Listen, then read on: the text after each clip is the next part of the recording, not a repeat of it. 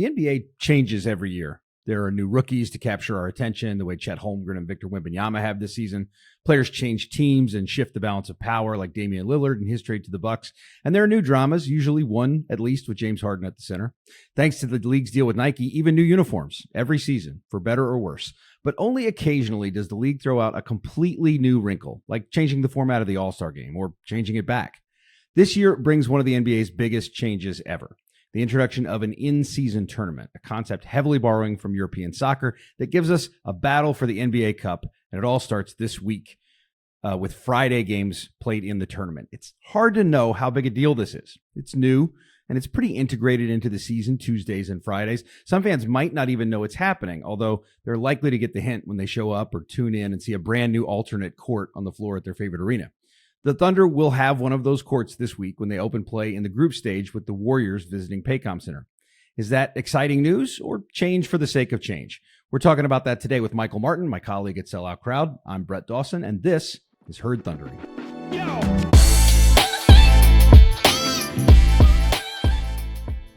Before we bring in Michael, I want to take a minute to thank the sponsors who support our show: MidFirst Bank, Laser Light Skin Clinic, the National Cowboy and Western Heritage Museum, Fire Lake Casino, and your Oklahoma Ford dealers. Drive into your best in Oklahoma Ford dealers today for the best deals on Ford's full lineup of trucks and SUVs. Ford is the best in Oklahoma.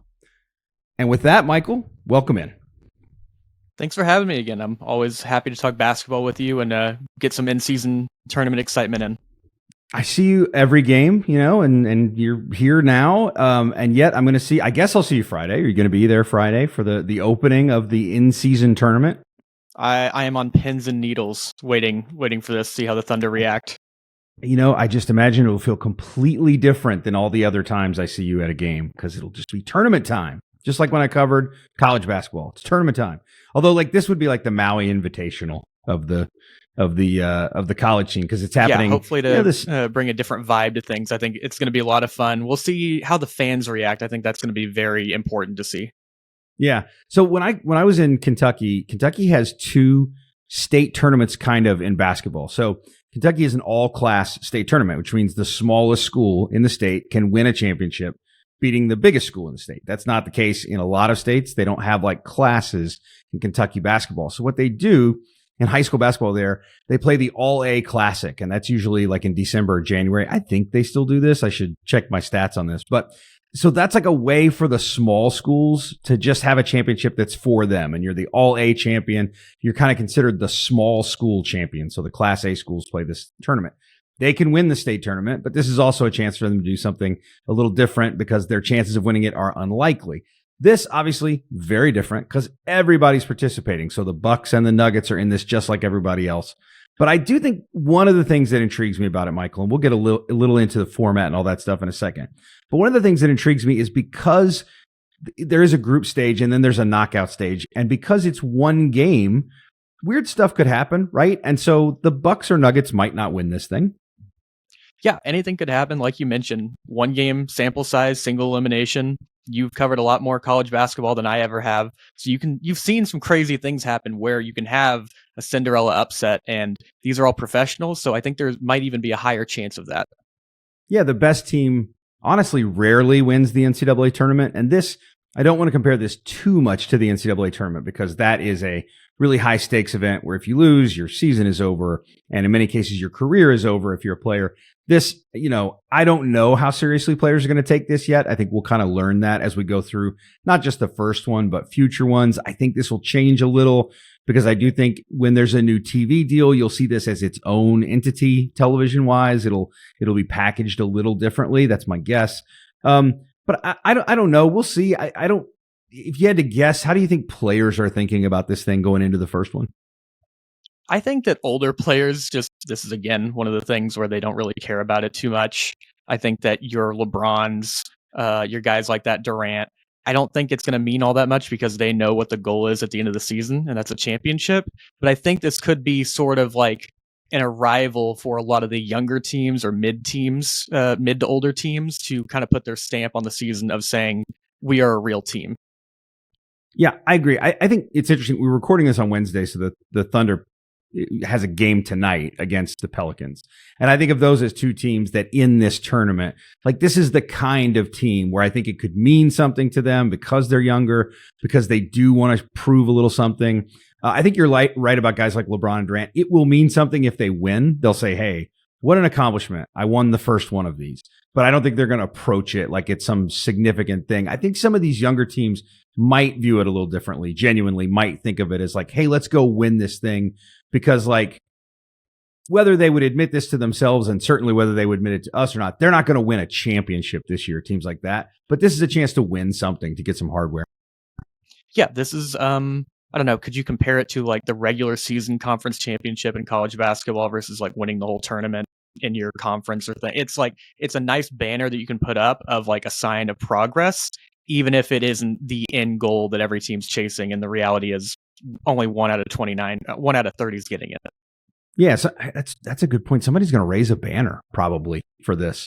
Yeah, that's an interesting thing. Like if the Lakers or Celtics win this thing, I feel like they'll just put up one banner that has the year on it and they'll expect to add other banners, like other numbers to the banner. So it's like in-season tournament champion 2023, 2027, 2029. But I think, like if you haven't won a championship yet, like if you're the Thunder, you might raise a whole individual big old 2023 in-season champion, in-season tournament champion banner right up there next to Nick Collison.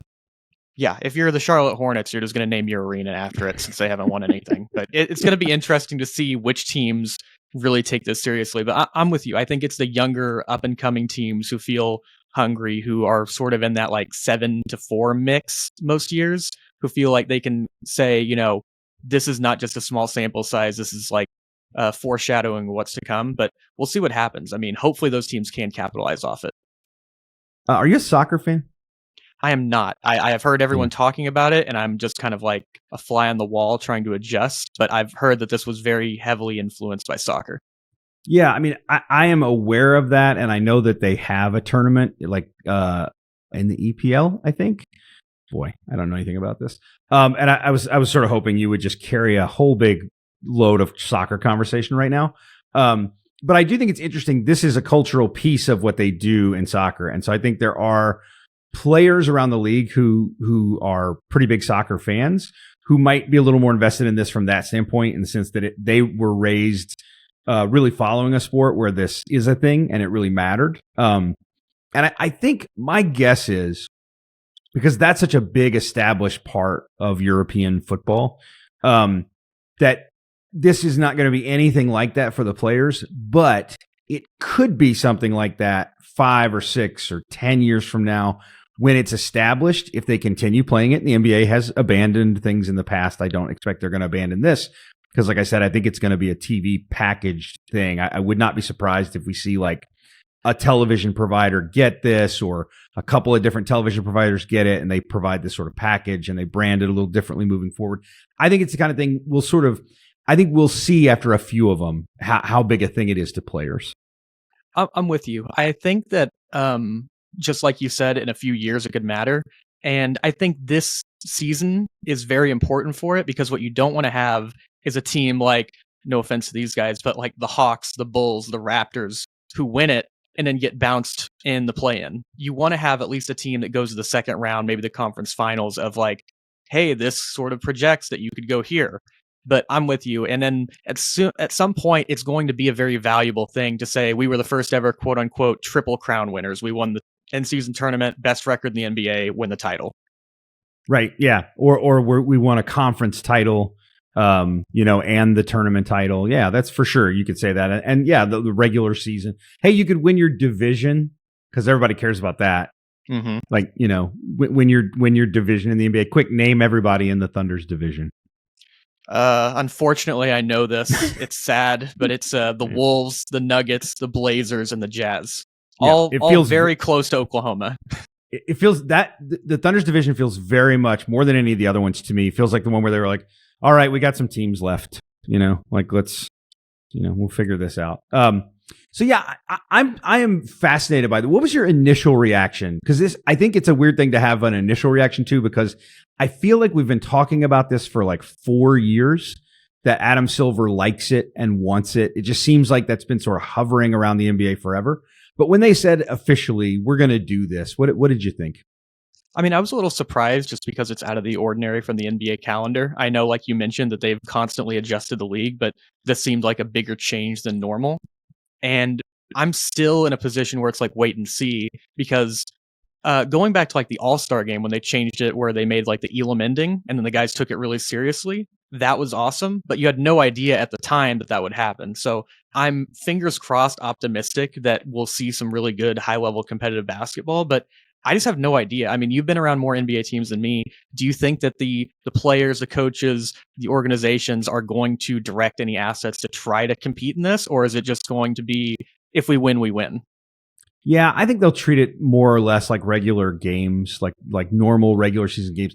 The Thunder, for example, would be a team that would absolutely tell you, like, hey, we're about the process, and the results are the results come as a result of the process, and so like the process won't change for the in-season tournament, right? They're going to try to do all the same things that they try to do for every game, and I think you will hear players say that same thing. They'll say, these are our games just like any other games. We're not going to get too high or too low based on what we do in the tournament. But I do think there might be a little bit of competitive nature that comes out when you get into these settings. I think smart of the NBA to do this the way they're doing it. One, to separate the games out pretty significantly. So it's Tuesdays and Fridays in November. The Thunder will have 2 Friday games and 2 Tuesday games. The courts, I think the courts were a really good idea. Something I was hoping they were going to do. Their alternate courts and everybody's are kind of similar. It's a similar kind of format, but they're different colors and slightly different designs. And I think that to sort of set the thing apart a little bit, people are going to wear City Edition uniforms, which will be uniforms they'll be wearing for these games. So they give it a little bit of a different visual look in the uniform in the court. So I think anything you can do to sort of make it stand out a little bit, whether that psychologically affects the way the players treat it, I don't know. But I'm interested in whether just the kind of atmosphere, if you're in the last couple of minutes of one of those games, is it any different from another regular season game? That's the stuff I'm looking forward to watching Friday. What do you want to see when you go out for your first in-season tournament? I wish they called it something better. Your first in-season tournament game on Friday. Well, first of all, that was a great point that you made about just like even the aesthetic thing of seeing a different court gives it a different vibe, because up until then, it was just sort of just an added name on like a Post-it note that they just put on front of it where it says in-season tournament games. But I don't know. I'm excited to see just the rotation. So like Mark Daigneault is very well known for playing these massive rotations, playing 12, 13 guys. Does he shrink that down to say 9 or 10 to this? Are they like, is Shea's minutes, are they changing at all? Just the small details, because like, the Thunder aren't going to come over and hammer you over the head with, hey, we're trying. Like they're going to say things just sort of on the side, or they're going to do things with their actions, but they're not going to come out and say, like Mark Daigneault's going to say, this game's a must win for us. But what about you? What are you looking forward to the most? Yeah, I think I'm interested to see, like, are we scoreboard watching a little bit, as you get further along in the group stage? That won't be the first game, but like as you get a little bit further into the group stage, I'm interested to see, like, I think it's interesting to see the Warriors be the first team that the Thunder plays in this, because I think it will be I think the Thunder will treat this like it's more or less like a regular game, but I do think their guys might be a little more amped up for the chance to go out and win something. As we talked about, a young team that hasn't won anything. The Warriors are an old team that's won everything. And so how are they treating it? We know they're not 100%. We know Draymond isn't playing, but like, how does Steph Curry and Chris Paul, how do those guys respond to a game like this? They've been through so much. Is it going to be anything different for them? Are they going to treat it any differently? So I'm probably as interested, if not more interested, in the Warriors, because I think teams like that are going to dictate a little bit how we feel about this thing.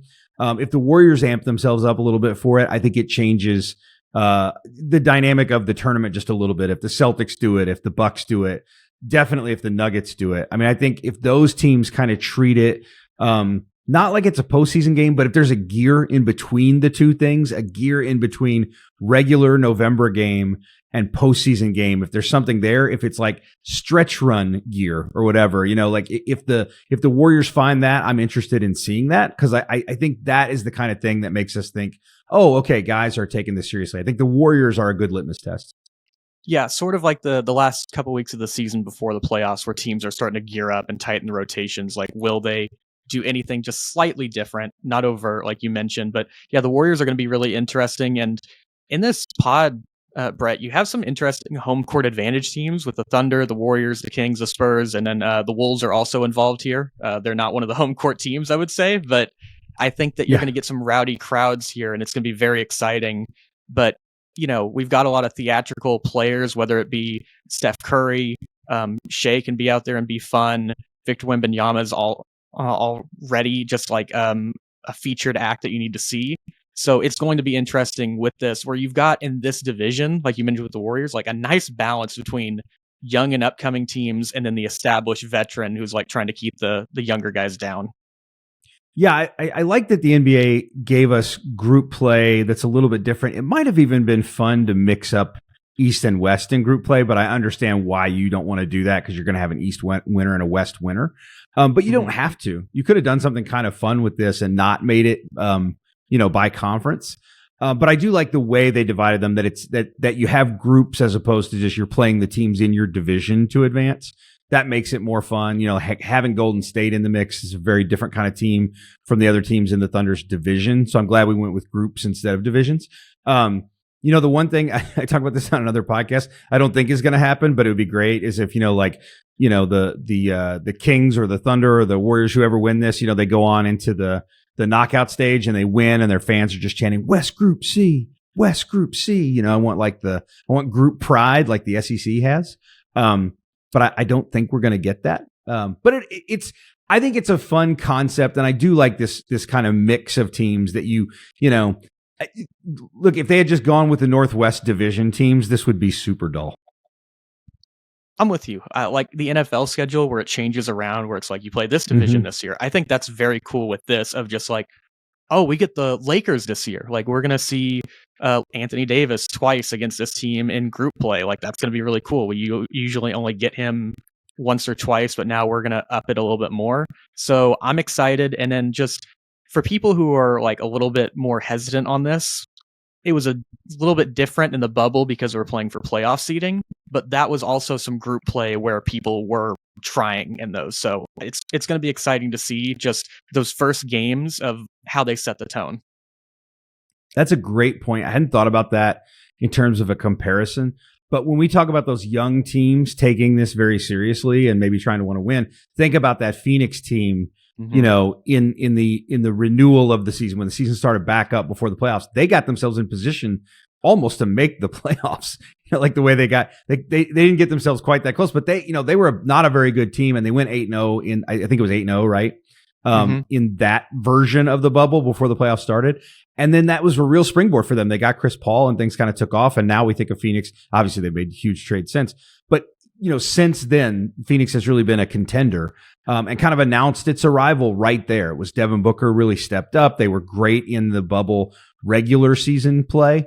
And so that is a thing that maybe a little bit more immediately, because the rosters will be the same, more or less, there'll be some trades, but like maybe there's a team that can announce itself in that way in this tournament. If there is a team like that, who is it? Who's the team that could come into the tournament, and whether they win it or not, could be the Phoenix of bubble play? Could be this team that they don't win the thing, but everybody says, oh, okay, like they're for real.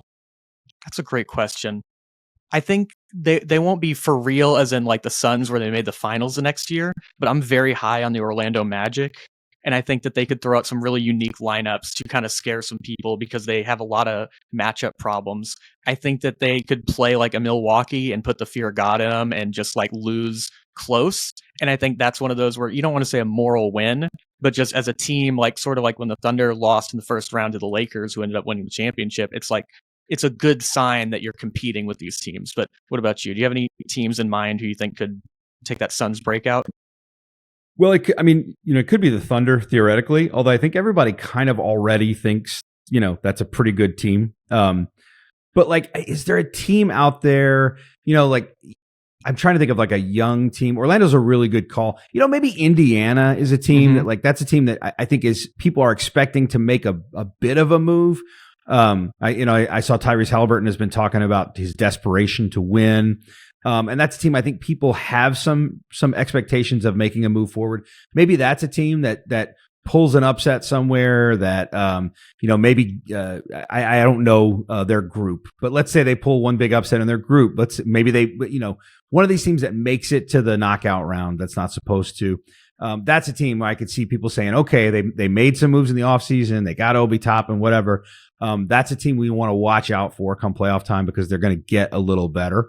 And then on the flip side, I'm fascinated by what the Clippers do in this thing. I think that the other thing that will tell us something about the tournament is, do we put a moratorium on resting? Do we see a lot of guys? The NBA's already got a new policy, but we've already seen that guys are still going to sit on some back-to-backs. There's guys with injury histories who qualify for that sort of thing. How do veteran teams approach it from that standpoint, I do think is interesting. We'll hear games in the regular season sometimes where somebody says, well, if this was a playoff game, he could have gone, right? Mm-hmm. Are we going to have a situation where it's like, well, if this was a regular November game, we might have sat him, but we wanted to play him in the tournament? Yeah, I think that's going to be interesting. And then I thought about this comparison. You can tell me if I'm way off here. I'm just spitballing, but it reminds me the in-season tournament of in college football where you don't make the national championship, but you get into like a New Year's Six Bowl, and it just kind of carries on the momentum to your next season if you can win it. And I feel like the in-season tournament could do that, where it just gives a jolt of confidence to whatever team, whether they win it or not, if they can get to the Final Four. Yeah, that's reasonable. I think it's so interesting that it falls within the season. That's the thing, is that it's not going to be a thing where, okay, this team makes a little noise. Like the Phoenix example, it's a great example, but the flip side of that is they did add Chris Paul, right? And some teams that, you could look at it that way in the sense that, okay, some team could make a little bit of noise in this tournament, and maybe they say, you know what, we were good enough in this single elimination event. We're pretty good. Maybe we're a little ahead. Maybe we go out and make a trade at the deadline that pushes us ahead. I don't know that you're going to treat a single elimination tournament like that as like a harbinger of a playoff series and what you can do. But maybe there's a team that does something in the tournament and then they go out and make a trade and you say, okay, now that team is something because we saw what they could do in the tournament setting. Now they've added this piece. That stuff's interesting. It reminds me a little bit more of one of those big events like the preseason NIT or the Maui Invitational in college basketball, where sometimes a team that's ranked 6th or 7th in the country goes and wins one of those and beats a couple of really good teams. Purdue did this last year. And it sort of makes you look at that team a little bit differently. Again, the two sports are really hard to compare, but I think from a just like kind of a vibe standpoint, like Purdue ran through a preseason event last year. I remember it beat Duke and another really good team, and everybody said, okay, maybe we were undervaluing Purdue. And so like I can definitely see it from that standpoint. I can definitely see a team doing that. I like the point that you mentioned about Phoenix going on and then trading for Chris Paul. What if you get a situation where it is, say, Denver is in the finals or like a side of the finals against, let's say, Minnesota, and Minnesota plays them really close and they feel like we're one piece away. Could that be kind of the catalyst of let's go make this next move? And it doesn't have to be Minnesota, just insert team. Right. Yeah, I am curious about that. I think for the most part, teams will not overreact to the tournament in that way. That would be my thought, because it's such a weird event because it's an NBA elimination event that is single game elimination, and it throws a lot of variables in that do not exist in playoff series. The NBA playoff series are designed for the best team to win the championship. That's what it is. It's the best system probably in pro sports for determining who your best team is, because it happens at a time, it's at the end of the season. The playoff series are all long. There's no short series like you get in baseball. There's more scoring, so it's not quite. I always think hockey has more variance in it between good teams and lower level playoff teams, because a good goalie can make so much of a difference. One great player can make a difference in a basketball series, but it's not quite the same because scoring opportunities are so limited in hockey. Baseball's like that too, to a certain extent, but they also have short series, which is crazy. So like one pitcher can make such a big difference. The NFL plays single game elimination. And so, as good as the gap I think football's the sport where the talent gap means the most. But still you can have that kind of variance. And so I don't think you can overreact to a tournament win in the NBA, even if you go all the way to the finals or even if you win the thing. But I do wonder if there might be some teams who just look at that and say, hey, maybe we're a little more ready to win than we thought. But I'm torn on that. I do think most teams would say, it's not really indicative of what's going to happen in the postseason. But I wonder if some team might say, okay, it's not indicative of that, but maybe we do just need this one piece. And then this team that could go through this single elimination tournament might be more prepared for a long series. Yeah, that's a good point. I think the biggest thing comes down to which organization are we talking about? Because the Thunder could win it and they'd go, this is just part of the plan. We're going to keep going. Yep. And then you have other organizations like New Orleans who are kind of grasping for straws where it's like, is this the sign? Does this mean we need to go all in? So I think it's sort of team dependent, but I'm with you. I don't think most teams are going to blow everything up just from winning the in-season tournament. Yeah, for sure. That one thing we can say, the Thunder might hang a banner, but they won't change anything if they win the thing. Mm-hmm. If they were to win this whole thing, they would say, okay, well, like that is a result of the process. That is a result of the work that we've been putting in. And it's just one result and it doesn't mean anything to us. So I think we've covered the most important stuff here in terms of, how teams might respond to it. How are they going to treat it? How seriously do we take it? Or maybe what we're about to talk about is the most important part, which is the courts. The courts are something, Michael. They are a thing to see. Yeah, the courts, universally, I think more accepted than the jerseys, which you normally wouldn't see. But there's a lot of excitement about the courts. I think you get a lot more jerseys than courts changing up. I mean, we had an alternate a few years ago with the Thunder with the all white and sort of like the cream, like gray color. But I like we mentioned earlier, just having the aesthetic of a new court gives it a new feel to it. Yeah, for sure. Don't get me started on that white Thunder court, which I thought was the weirdest thing in the world because they would wear white uniforms on that white court, and the opponent stood out and looked great. It made the opponent look awesome. The opponent's uniforms have never looked better than they looked on that white Thunder court. I never got it. But the courts have there's a template basically. They all have basically this giant NBA trophy kind of thing. They got the trophy in the lane sort of. There's a template, then there's some different design elements and different colors thrown in. They are what they are, but the courts are a big talking point. So I want to know, what is your favorite of the in-season tournament courts? Boy, this was a tough one. This took more time than thinking who would win the whole championship. But I'll go with the Cavaliers.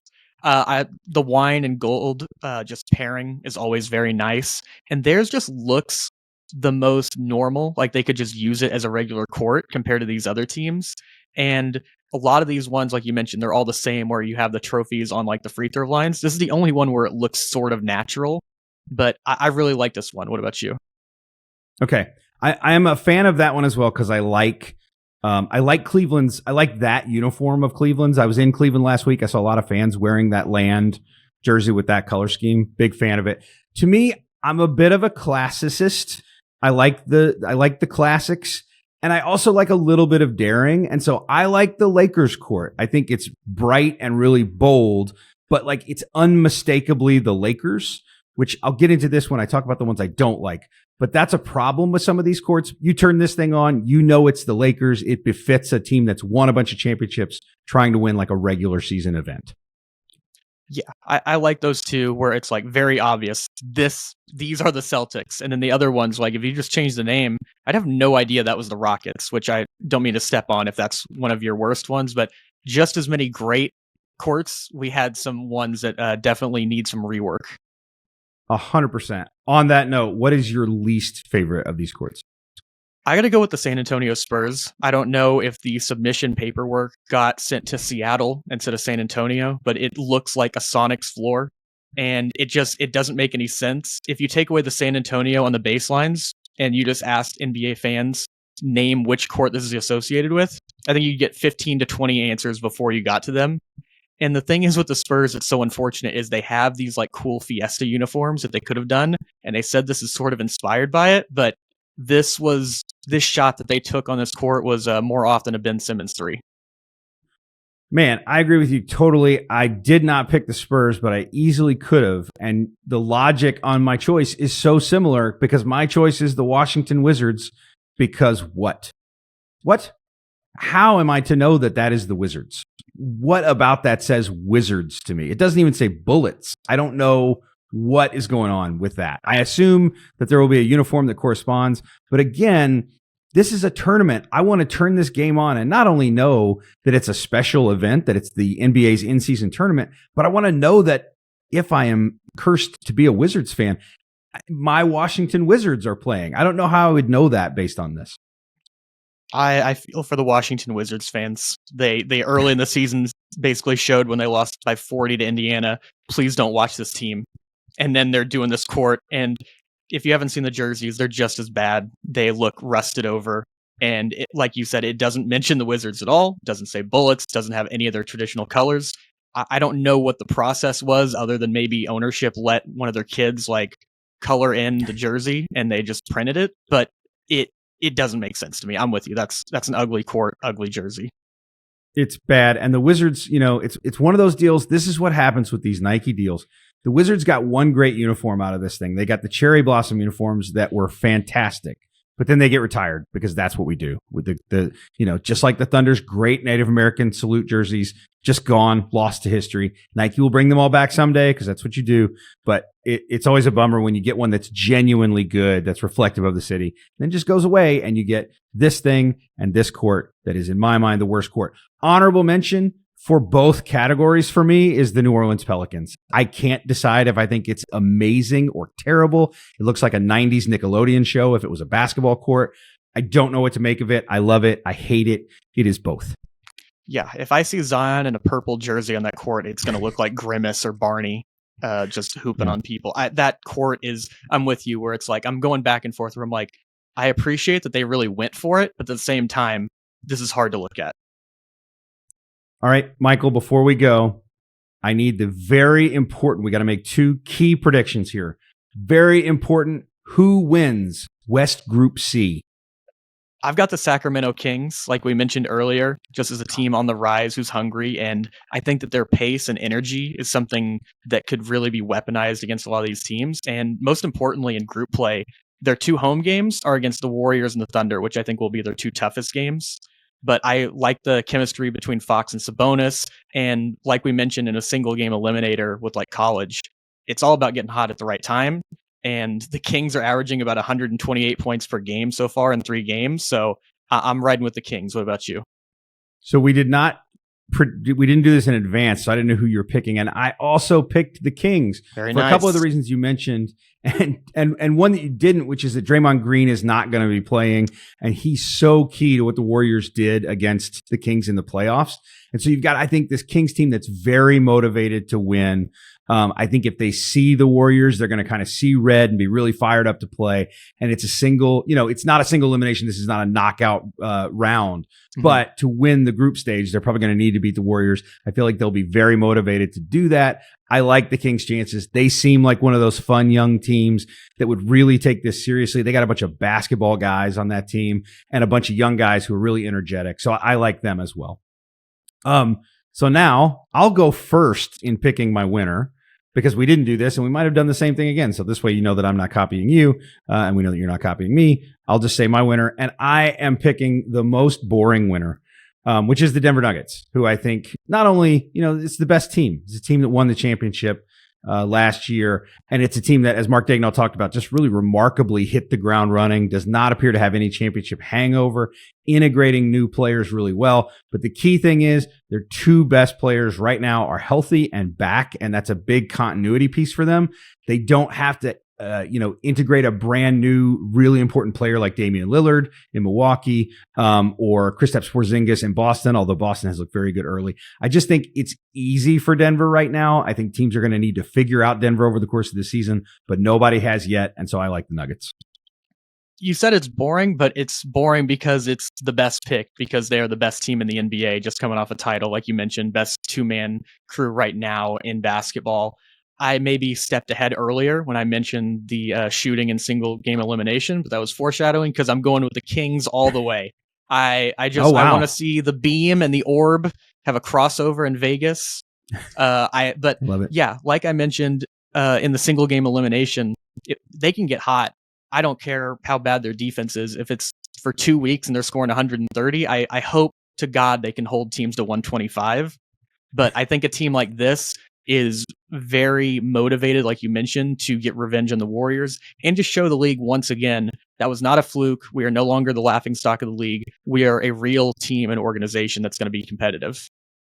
I love it. It's a really fun choice. Everybody will be chanting West Group C here in Oklahoma City if the Kings win it. So that'll be great. Michael, thanks for being here. Really appreciate it. We will be at these games coming up. We'll be at that first in-season tournament game. They got to come up with a better name than in-season tournament. That's my advice. Name it after a player. Give it something. Got to find something. But we'll have a ton of coverage from it at selloutcrowd.com. So make sure you check all of that out. If this is your first time listening and you'd like to subscribe to the podcast, please do that on YouTube or Apple Podcasts or Spotify or your podcast provider of choice. Please support our sponsors. Please check out the website. We will be back next week, and we hope you will be too.